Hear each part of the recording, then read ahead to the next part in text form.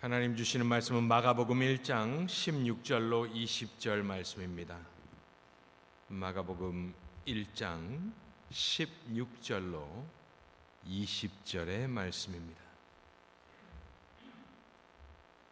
마가복음 1장 16절로 20절의 말씀. 갈릴리 해변으로 지나가시다가 시몬과 그 형제 안드레가 바다에 금을 던지는 것을 보시니 그들은 어부라. 예수께서 이르시되 나를 따라오라. 내가 너희로 사람을 낚는 어부가 되게 하리라 하시니 곧 그물을 버려두고 따르니라. 조금 더 가시다가 세베대의 아들 야고보와 그 형제 요한을 보시니 그들도 배에 있어 그물을 깁는데 곧 부르시니 그 아버지 세베대를 품꾼들과 함께 배에 버려두고 예수를 따라가니라. 아멘.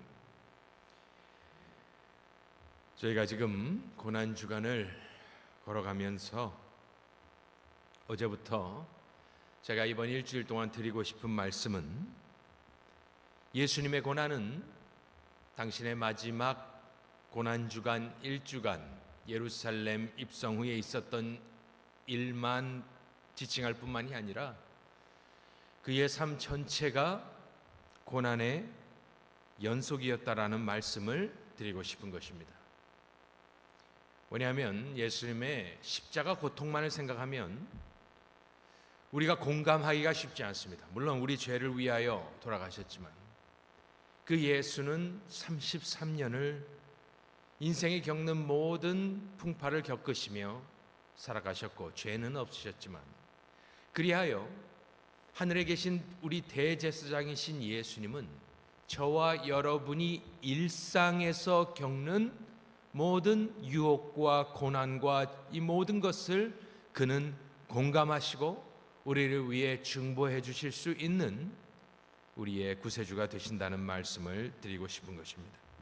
어제는 그 첫 번째로 죄 없으신 하나님의 아들이 악 중의 악인 사단에게 시험을 받으셨다. 하지만 승리하셔서 우리의 소망이 되셨고 그 중심에는 성령님께서 계셨다라는 말씀을 드렸습니다. 오늘은 그의 제자들을 부르는 모습을 보면서 제 마음에 떠오른 것은 척박이라는 단어였습니다. 지금 세례를 받으시고 시험을 통과하신 뒤에 잠깐 요한 이야기를 하고 예수께서 복음을 이제 선포하시기 시작한 뒤에 첫 번째 나오는 그의 공생의 첫 사역은 갈릴리에서 이제 그의 제자들을 부르시는 겁니다. 이미 그는 갈릴리에 와 있습니다.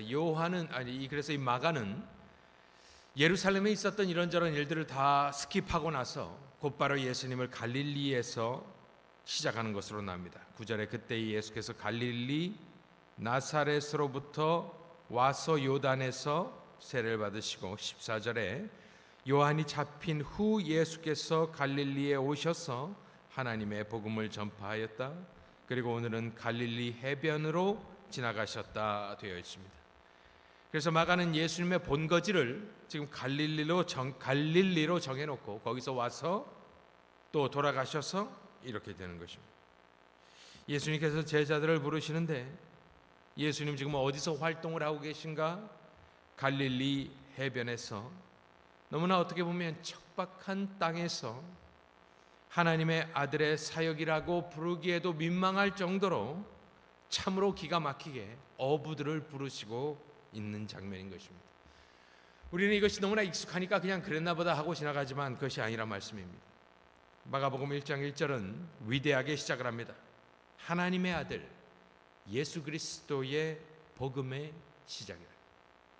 이 시작은 하나님께서 만세전에 정확하게 지정해 놓은 때로 하나님이 계획하신 그 정확한 시기에 예수께서 태어나셔서 하나님의 아들로 이제 공생애를 엄청난 하나님의 사역을 감당해야 되는데 오늘 이 장면은 그 하나님의 아들의 타이틀과는 너무나도 안 어울리고 민망할 정도로 어떻게 보면 하나님이 인간적으로 생각하면 도와주지 않는 장면입니다. 이 척박한 땅에 예수님이 제자를 고르러 부르시러 다니시는 모습은 저와 여러분의 가슴을 아프게 해야 합니다. 아무런 도우심이 없습니다. 미래의 제자들은 어디에 있습니까? 지금 마가복음만 놓고 보면 예루살렘에 없습니다. 그 어느 곳에도 없고 제자들이 예수님을 찾아오는 사람 한 명도 없습니다. 이것이 바로 예수님의 고난인 것입니다. 아무것도 준비되어 있지 않은 곳에, 또한 아무도 준비되어 있지 않은 곳에, 지금 광야에서 막 지금 사단과의 그 유혹을 이기고 나오셨는데, 어떤 의미에서는 지금 이 갈릴리 땅도 광야 아니겠습니까? 아무도 없습니다. 도와주는 사람, 나오는 사람, 제자 아무도 없는 이것이 하나님의 아들이 겪으셔야 했던 장면입니다. 하지만 어제와 마찬가지로 예수님은 이 척박한 땅 갈릴리에서 담담히 그의 사역을 감당하시고 그의 제자들을 불러내십니다. 그러니 우리는 이 장면을 보면서 말구유에서 태어났다, 우리는 이 정도만 생각을 하지만 광야에서 아무도 없는 곳에서 혼자 사탄과 싸워 이겨내셨고, 이제 이 갈릴리 바다 이 척박한 땅에서 주의 제자들이 나오게 되므로 저와 여러분은 소망과 용기를 얻게 되는 것입니다. 예수님의 부르심에 이 부르시는 장면을 살펴보면 방금 말씀드린 대로 첫 번째로 그는 혼자였다라는 사실을 우리가 항상 기억해야 됩니다. 혼자였다. 예수는 혼자였다. 하나님의 아들인데 광야에서는 천사들이 수종들더라 이렇게 되어 있었습니다. 예수님의 사역은 크고 막중한데, 세상을 구원해야 되는데 이제는 천사 도와주는 천사도 없이 그는 그렇게 시작을 하는 것입니다. 그래서 우리가 하나님의 아들이 당하신 비참함을 생각할 때에 하나님도 어떠한 의미에서는 사업 자금을 대어주지도 않습니다. 우리 자녀가 무엇을 시작한다 하면 우리가 다 털어서 도와줘야 되는 것이 마땅한 것 아니겠습니까? 그런데 하나님의 아들이 와서 이 땅에서 공생의 사역을 시작하는데, 어쨌든 유혹이야 어찌 됐든 다른 사람이 도와줄 수 없는 거니까 혼자 했다 치더라도 이제 그가 사업을 시작하는데, 영적인 사업을 시작하는데 말씀드린 대로 아무도 없습니다. 우리가 잘 아는 마틴 루터 있지 않습니까? 마틴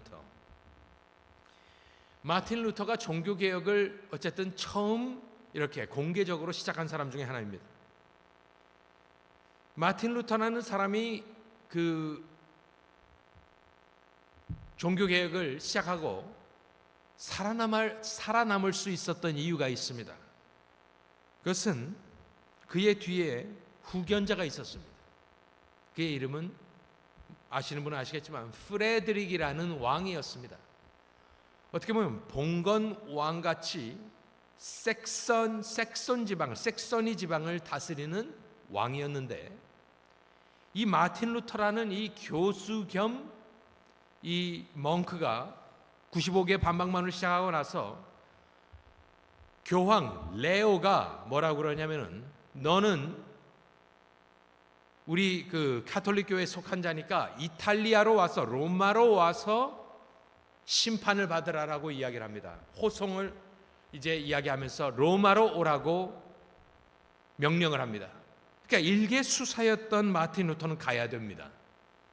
그런데 그를 보호해 주는 사람이 있었으니 그는 다름 아닌 그가 속해서 살고 있던 위튼버그의 그 전체 지역을 관할하던 왕이란 사람이었습니다. 왕으로 프레드릭이라는 왕이었습니다. 그래서 이 프레드릭은 왕이었기 때문에 굉장한 힘이 있었습니다. 그래서 그가 이 교황의 부르심을 거부할 수 있도록 도와줍니다. 그때 이 프레드릭이 도와주지 않았으면 마틴 루터는 잡혀 죽게 됩니다. 그래서 하나님은 종교개혁을 1500년도에 시작하시면서 프레드릭이라는 왕으로 하여금 마틴 루터를 보호해주게 하였습니다. 우리가 아는 요한 칼빈 있지 않습니까? 잔 칼빈. 잔 칼빈은 파리에서 대학을 다녔습니다. 이 사람이 불란서 사람입니다. 그런데 종교개혁에 두둔하는 글을 썼습니다. 그래서 그때 당시에 프란시스라는 왕이 프랑스를 다스리고 있었는데 그때 다 잡아 죽이기 시작합니다. 그래서 이 젊은 이 개혁도인 칼빈도 죽게 생겼는데 그가 친구의 집으로 도망갑니다. 루이스 디 빌렛이라는 사람인데 나중에는 칼빈을 배신합니다. 그런데 이 틸렛이라는 사람은 집이 엄청나게 부자였습니다. 그래서 1년 동안 이 칼빈이 틸렛 친구 집에서 1년 동안 기거합니다. 살아남습니다. 그러면서 그동안 1년 동안 이 집은 너무나 부자였기 때문에 어디에도 없던 엄청난 서재가 있었다고 합니다. 그래서 그는 1년 동안 그 책을 읽으면서 나중에 기독교 강요를 쓸 수 있는 기반이 됩니다. 나중에도 그가 여행을 하면서 제네바에 들릴 때에 그 유명한 윌리엄 파렐이라는 사람이 그를 잡아서 제네바에 있게 합니다. 후견자가 있었단 말입니다. 그러니 종교개혁이 일어나던 당시에도 하나님은 이 개혁가들을 보호해 줄 수 있는 사람들을 붙여주셨습니다.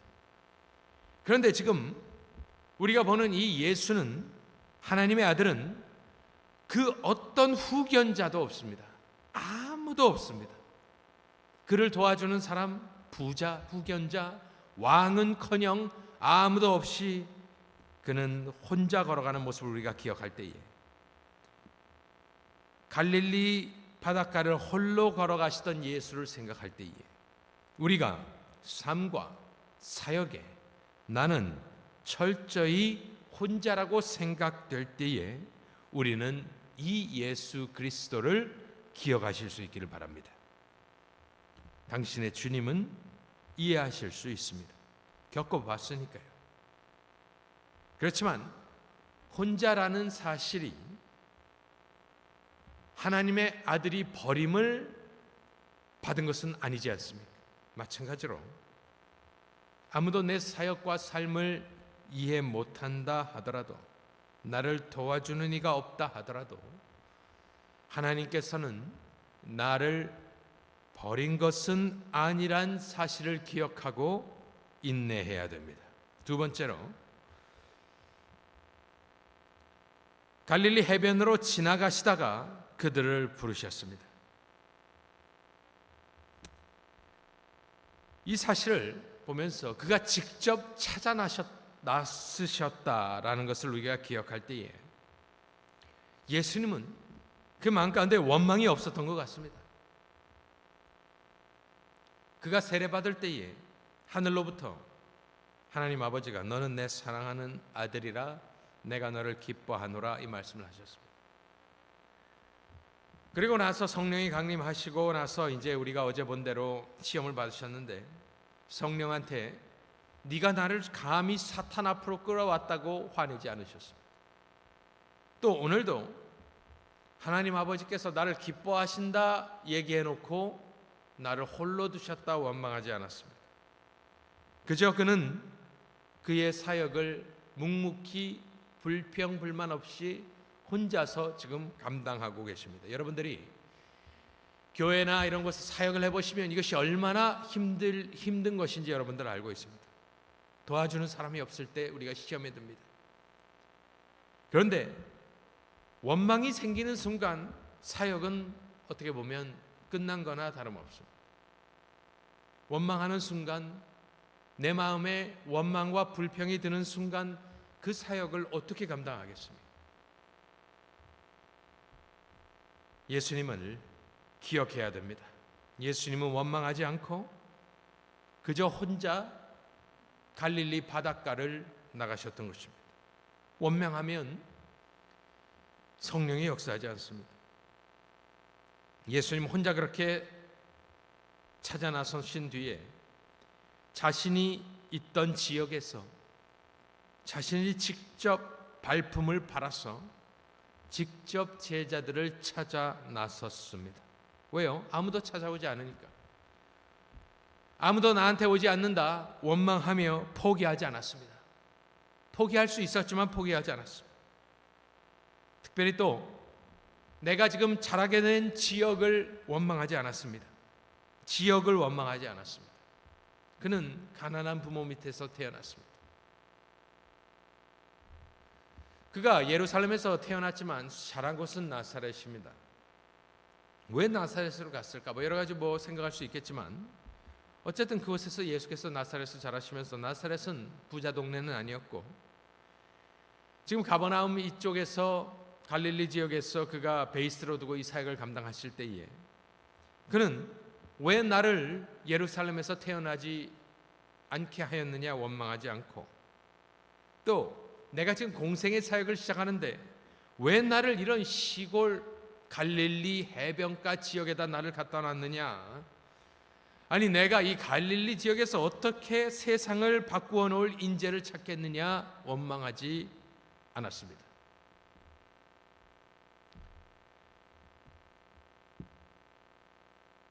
하나님께서는 당신의 아들의 사역을 어쨌든 이사야 9장 이런 데 보면 스불리 납달리 땅이 그때는 어둠 가운데 있었다. 이제는 갈릴리 지역, 이방의 갈릴리 지역이 빛을 본다 이런 말씀을 하면서 그런 것도 의미가 있을 수 있지만 어떤 뜻으로는 하나님은 지역과 사회와 계층에 관계없이 당신의 뜻을 이루실 수 있는 분이란 걸 보여주기 위하여서 하나님은 그렇게 하신 것입니다. 좌절하고 낙망하지 말라고.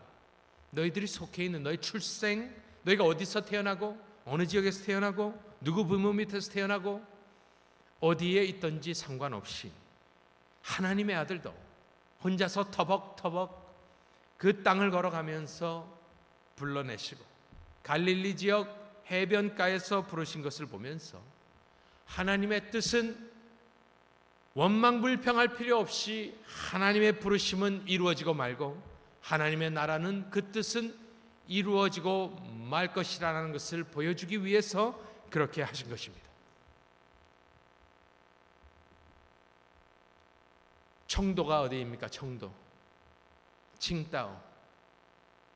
칭따오에서 누가 태어났죠? 우리 원로 목사님이 칭따오에서 태어났습니다. 맥주만 있는 것이 아닙니다. 칭따오. 청도가 어디입니까? 장산곳이 어디입니까? 장산곳. 들어본 적도 없습니다. 근데 거기서 제가 모셨던 목사님이 뉴욕으로 오시게 되었습니다. 장산곳 이북입니다. 이북 어디 시골에서 그 소년이 탈출을 해서 부모는 이북에 놔두고 혼자 남아하여서 어떻게 해서 뉴욕에다 뉴욕 도성에다 한인교회를 세우게 되었고 칭따오, 청도 저는 가본 적 없습니다. 큰 도시겠죠 지금은. 근데 청도에서 부르셔서 필라델피아에다 이 교회를 세우게 하셨습니다. 저는 한국에서 고등학교를 다니다 왔는데 당시 저희 커즌이 우리 작은아버지가 텍사스에 살고 있었습니다. 우리 할아버지는 78년도에 텍사스 휴스턴으로 이민을 하셨습니다. 우리 부모 아버지의 형제들은 다 이쪽으로 왔죠. 우리 아버지는 지금까지도 한국에 계시지만 고등학교 때 한국에서 고등학교를 1학년을 다닐 때에 그 휴스턴에 있던 제 작은아버지께서 여러분들 자녀들을 키워보셔서 알지만 레터 자켓이라고 글자 레터 자켓이라고 중학교 고등학교에 이름이 박혀있는 자켓이 있습니다. 치어리더를 하거나 또 풋볼을 하거나 그러면 이렇게 입을 수 있는 또 다른 애들도 입을 수 있죠. 지역이나 하이스쿨의 이름을 박은 뒤에 레터를 박은 자켓을 입었던 것을 기억하실 것입니다. 그래서 저도 보내주셨는데 이름이 당시에 우리 커즌들이 다니고 있던 곳이 디어 파크였습니다. 디어 파크, 텍사스. 그게 등짝에 무엇이 적혀 있었냐면 디어 파크가 적혀 있었습니다.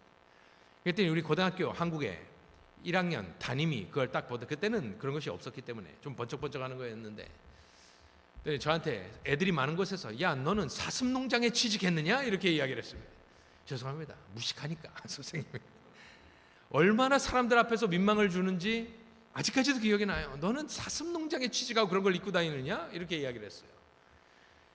저는 그래서 텍사스에 갔습니다. 그래서 말씀드린 대로 저는 뉴욕에서 사역을 하기 시작했을 때 많은 중학생 애들이 저를 텍사스라고 불렀습니다. 조롱하며 텍사스. 애들이 말이죠. 근데 어쨌든 저는 여기 와 있습니다. 그러니 텍사스 출신이든 뭐 장산고시든 청도든 상관없이 하나님은 불러가지고, 그런데 저는 아직도 흥분하면 영어가 텍사스 발음이 나옵니다.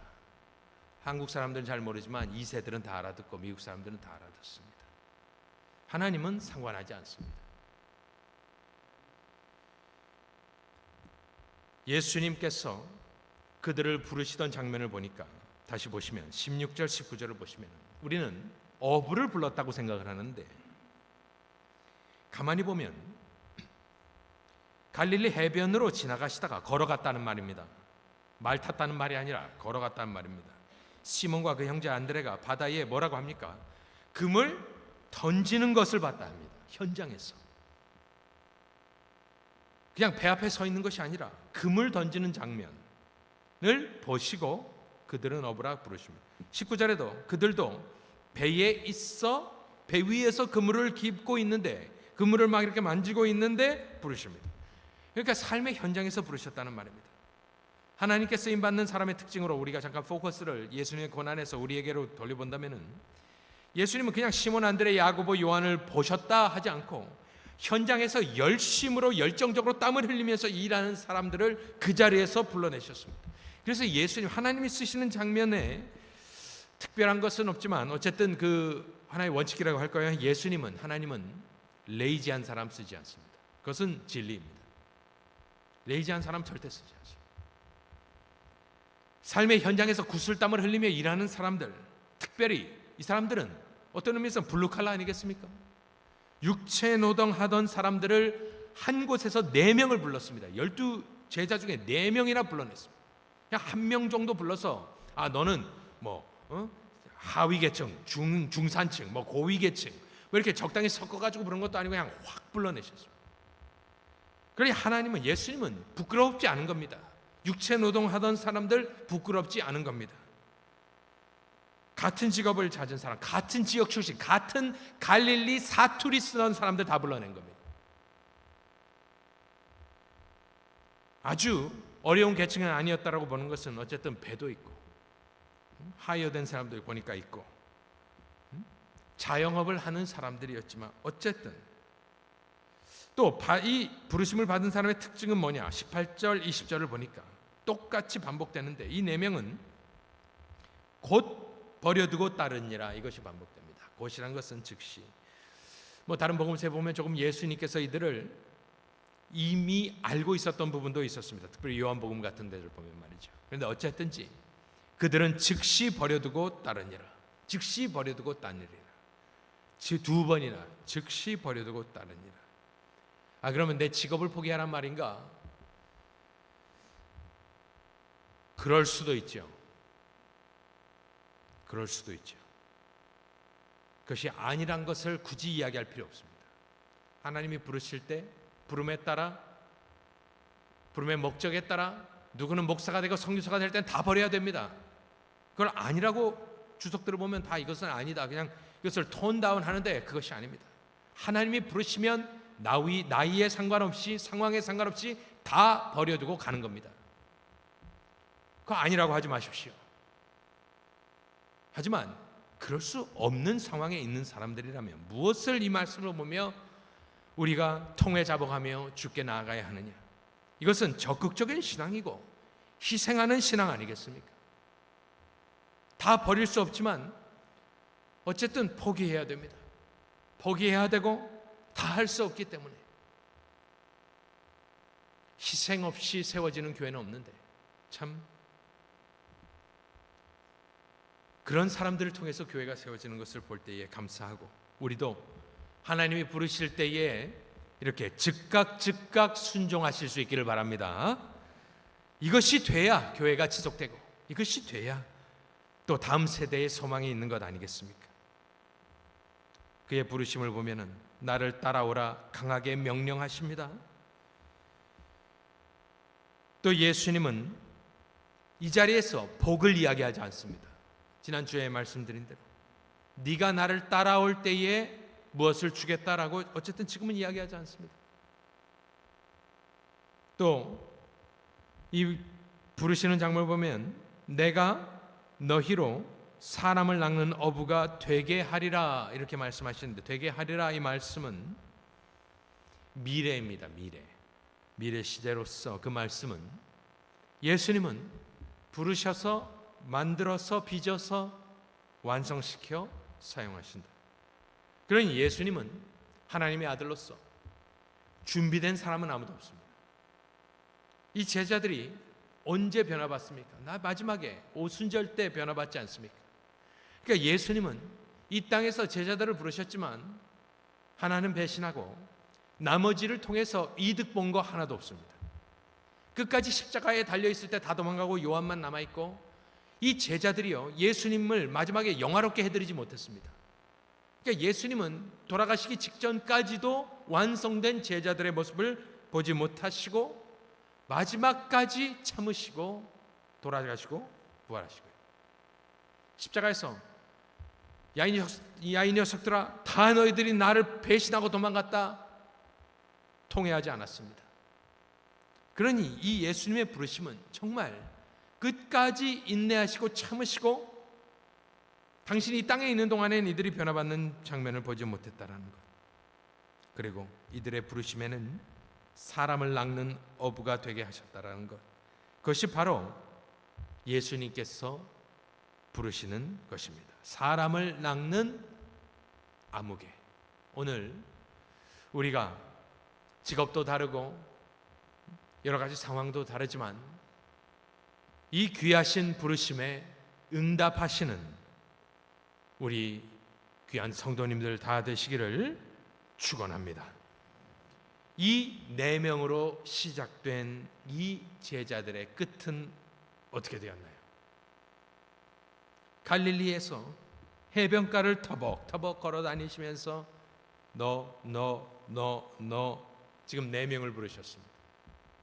어쨌든 마가복음에는 4명이 초창기에 가장 초석과도 같은 4명의 제자들이 지금 나왔습니다. 나중에 레위도 나오고 여러 가지가 나오지만 일단은 이 4명이 초석과 같이 4명이 어부들이 집단적으로 부름을 받았습니다. 이 요한은 우리가 아는 요한이고, 이 야고보는 순교하게 되고, 우리가 다 아는 사람들입니다. 이 갈릴리 어디서 어부하던 이 4명은 어떻게 되었습니까? 이 작은 자들이 천을 이루어 지금은 전 세계에 주 예수 그리스도의 복음을 전하는 교회들이 다 셀 수 없지만 지난 2000년 동안 이 4명의 희생을 통해서, 순종을 통해서 이루어진 것을 보면서 우리 영생장로교회 이런 분들이 얼마나 많은지요. 여기 계신 다 이런 분들이 이 4명과 같이 부르심에 순종했고 다 어떤 의미에서는 포기하였고 희생하며 섬기고 있기 때문에 우리 교회가 지탱되고 있는 것이고, 우리의 소원은 영생장로교회가 주님 오시는 그날까지 이러한 자들이 너 부르시는 모든 이들이 순종함으로 희생함으로 사람을 낚는 어부가 되어 주님 오시는 그날까지 복음의 사역을 굳건히 감당하는 우리 영생장로교회 되시기를 간절히 축원합니다. 이 시간에 우리 한번 부르짖고 기도할 때 하나님, 우리가 즉각 순종하는 우리가 되기를 원합니다. 물론 여태까지 그렇게 해오셨죠. 하지만 우리 기도하실 때에 우리 자녀들도, 우리 젊은 분들도 우리 1세대의 신앙을 잘 본받아, 아니 이 성경에 나온 대로 예수님이 부르시면 달려가리라, 예수님이 부르시면 잠깐 휴업하고 내가 여기 선교에 가리라, 내가 잠깐 이것을 뒤로 하고 여기에 희생하며 나오리라, 예수님 부르시면 땅끝까지 가리라, 이렇게 소원하는 우리 모두가 될 수 있기를 주여 한번 부르짖고 기도하도록 하겠습니다. 주여, 하나님 감사합니다. 오늘 이 아침에 주의 부르심은 정확